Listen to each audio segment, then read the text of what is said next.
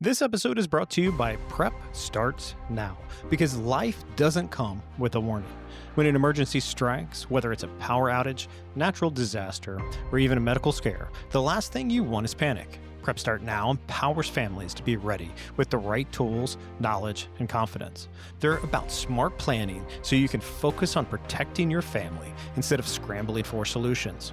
Their shop has everything from first aid kits and water filtration to backup power and essential gear. Plus, their Prep Academy makes it easy to learn emergency skills with simple guides and quick tips anyone can follow. I've arranged an exclusive 15% discount for my listeners. Just go to PrepStartsNow.com and use promo code ZeroSignal at checkout, or click the link in my show notes where the discount is applied automatically. Don't wait for the next crisis. Take action today. That's PrepStartsNow.com. Promo code ZeroSignal. I've worked in technology long enough to know digital catastrophes rarely come with explosions or hooded hackers pounding on keyboards. They start with something microscopic: a single line of code, a forgotten configuration flag, a timing bug that races through systems faster than anyone can blink. That's how the biggest infrastructures collapse, quietly, mathematically, inevitably. The Amazon Web Services outage this week is one of those moments. And as of this recording, the Amazon issue still continues. Large sections of the internet remain unstable. Bank APIs are failing. Warehouse robotics are frozen. And even segments of air traffic coordination have dropped into manual mode. If you ever wondered what the world might look like if someone really did pull the plug on the cloud, this is the preview. Tonight, we're breaking down what's happening, what could happen next, and why the web of conspiracy theories always blooms when the lights go out. This is Zero Signal Shorts. Remember to tune in Tuesdays at 6 a.m. Eastern for our full-length deep dive episode.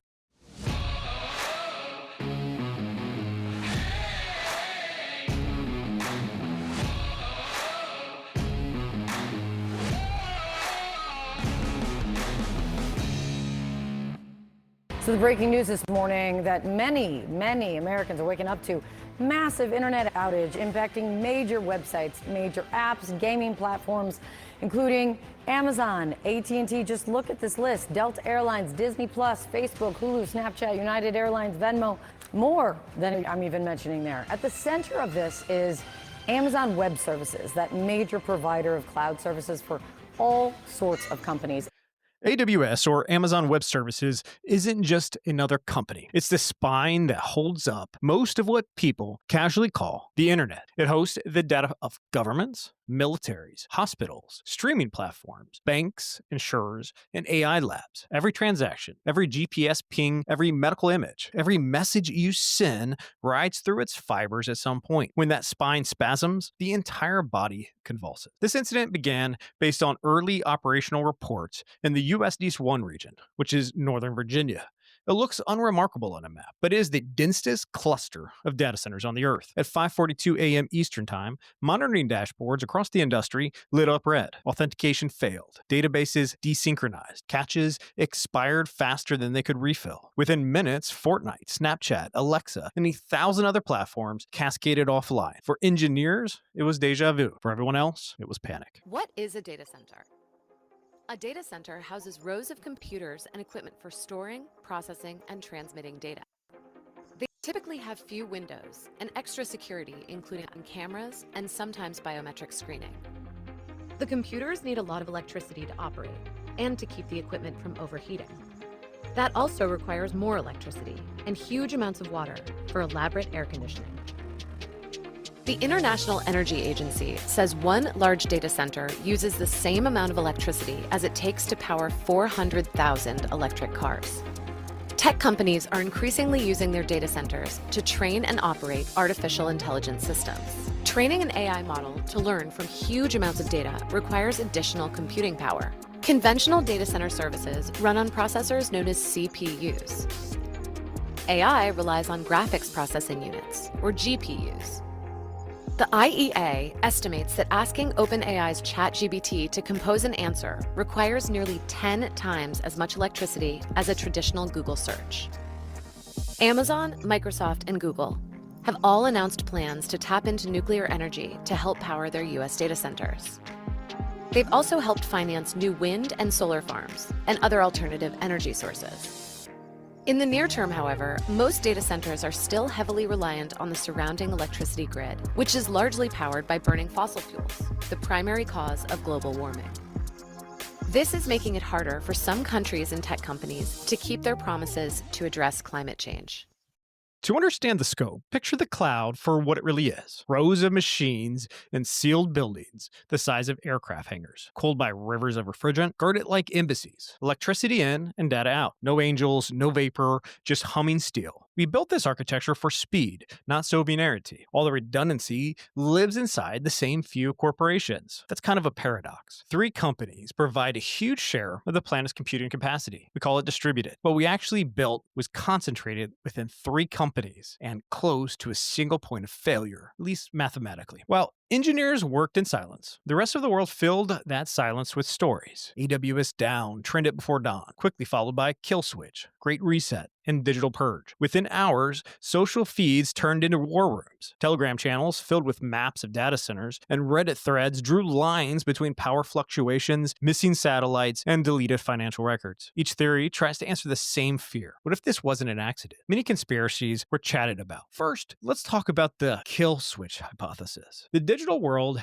has a master key, a hidden off switch, controlled by governments or the corporate elite. If such mechanisms existed, an AWS region would be the perfect live test. Take down one critical artery, observe banks, supply chains, and public sentiment. Recovery always looked choreographed. Status pages use euphemisms. Executives go silent. Services return in phases. No proof, just a pattern people can't unsee. Next, let's talk about the cyber attack scenario. A state actor probing the cloud's armor, seeking a cut that doesn't bleed, just silences. In a world where banks, satellites, and power grids run on shared infrastructure, a surgical strike on AWS is a digital nuclear bomb. The buildings remain, the function disappears. The timing of the geopolitics make it feel less like an accident and more like a message. Next is the data purge theory. Outages as camouflage, a moment to rewrite or erase inconvenient ledgers. While replication is broken and logs are chaotic inside large systems, failed synchronization already looks like vanishing and reappearing records. If it happens by accident, the imagination says it could happen by design. Next is the AI containment theory. And in this theory, an experimental model grows beyond its guardrails. The outage is quarantine. Racks powered down to starve the model of oxygen and information. It's techno horror, but it sticks because every insider admits our systems sometimes outpace our explanations. And lastly is the great reset frame. The ideal that outages like this are the staging phases of a planned restructuring. Currencies rebooted, identities reissued, databases rewritten under a unified access regime. A reset not just of systems, but of power, rolled out as security improvements. You don't have to endorse any of it to see why it thrives. When half the internet disappears and the official explanation sounds like a configuration issue, logic feels almost too small for scale. Complexity itself becomes the currency. Now let's take a step back for a second. People like to say, what if the cloud disappeared? And I would tell you this. AWS, like other data center providers, is in a single building. It's a global mesh of hundreds of data centers grounded into availability zones and regions.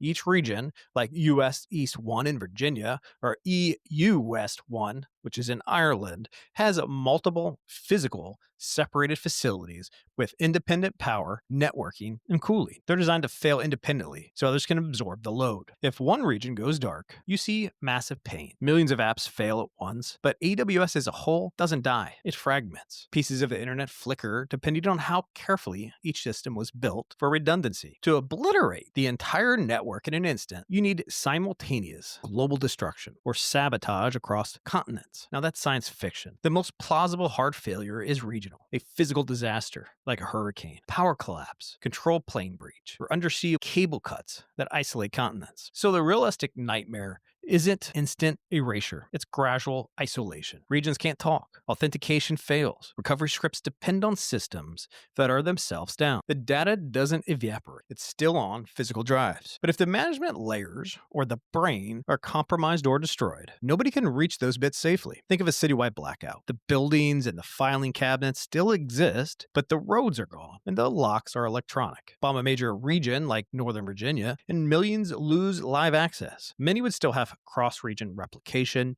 or secondary clouds. Recovery, can take days or weeks, but not an eternity. To actually erase humanity's digital record, you need global physical destruction across all hyperscalers and grids, an apocalyptic scenario. Short of that, our data survives. Even if parts of the infrastructure burn, it just becomes stranded, petrified in silicon, sealed in dark racks, waiting for someone to turn the lights back on. But here is where it gets a little bit tricky. If a large-scale event did occur, and rebuild phase would happen between days, months, and years. The first responders aren't firefighters in this instance. They're engineers with generators, satellite uplinks, and forensic drives. They power one aisle at a time, verify signatures, rebuild indexes, CPR for civilization's memory. Within days, government asserts control. In the US, emergency orders effectively convert major cloud sites into critical infrastructure. In Europe, frameworks kick in. China calls it what it already is, state property. The cloud is reborn as a utility, like water and electricity, managed as much by policy as by code. Reconstruction happens in layers. First, power and access, restore electricity, fiber and switches, and centralized failover authority to prevent future chaos. Publicly, it's load management. Privately, it's standing digital emergency. Second, identity. Now we ask the question, who is allowed back in? Old tokens and certificates have expired or are trapped in dead systems. New credentials roll out under the Unified Access Framework. Biometrics in government verify digital IDs as universal keys. It's sold as safety. It functions as control. Third, data integrity. Reconciling and conflicting copies at a planetary scale. When two ledgers disagree, someone decides which history wins. Restore and correct become the motto. Correction is the quiet twin of censorship. By the time the cloud hums again, the data will be pristine, but the truth may have shifted by the width of the checksum. Commerce restarts on new rails. Expect state-backed digital money as default settlements, cross-border transactions gated by unified identity, and cash made inconvenient rather than illegal. Tech firms promise decentralization, but verification routes through a small number of access gateways. The new choke points? AI systems, silenced during the outage, return as reconstruction engines, combining corrupted logs, proposing architectures, and inevitably designing the next control planes. Human guided at first, machine led by necessity. This is how empires rise from outages,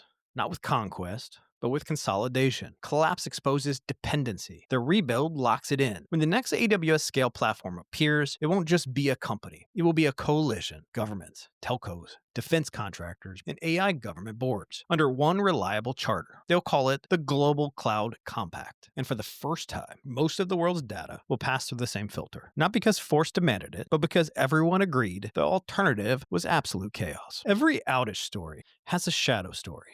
Energy. Data centers already draw a meaningful slice of global electricity, and AI is accelerating that curve. Training runs, inference farms, and GPU clusters that drink power and dump heat. Regions like Northern Virginia, Dublin, and parts of the Pacific Northwest are straining local grids. Utilities are building new substations just to feed server halls. Cooling isn't abstract either. Many facilities consume vast volumes of water annually or shift to power-hungry chillers in the dry seasons. When outages hit, backup diesel generators roar to life, turning a digital failure into a literal emission spike. And that's the environmental paradox of AI everywhere. The smarter our software gets, the hungrier our hardware becomes. If reliability demands more redundancy and more local failover, the cost is more land, more power, more water, and more pressure to place data centers near population hubs where the grid is already tight. An outage doesn't just threaten uptime, it reshapes energy policy. In the next rebuild, expect green SLAs to sit beside latency SLAs. Megawatts promised, gallons accounted for, heat recovered and reused, or permits denied. You don't need conspiracy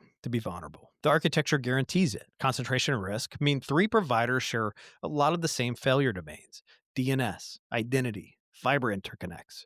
Supply chain risk means startups, banks, and hospitals all rent the same plumbing. Efficiency until it isn't. Data integrity risk means when we synchronize breaks, there is no objective ground truth, only the copy that wins reconciliation. Energy risk means outages collide with rationing. When the grid is tight, digital life competes with physical life. Behavioral risk means every outage trains us to accept temporary resets. The more often it happens, the easier the next one is to justify.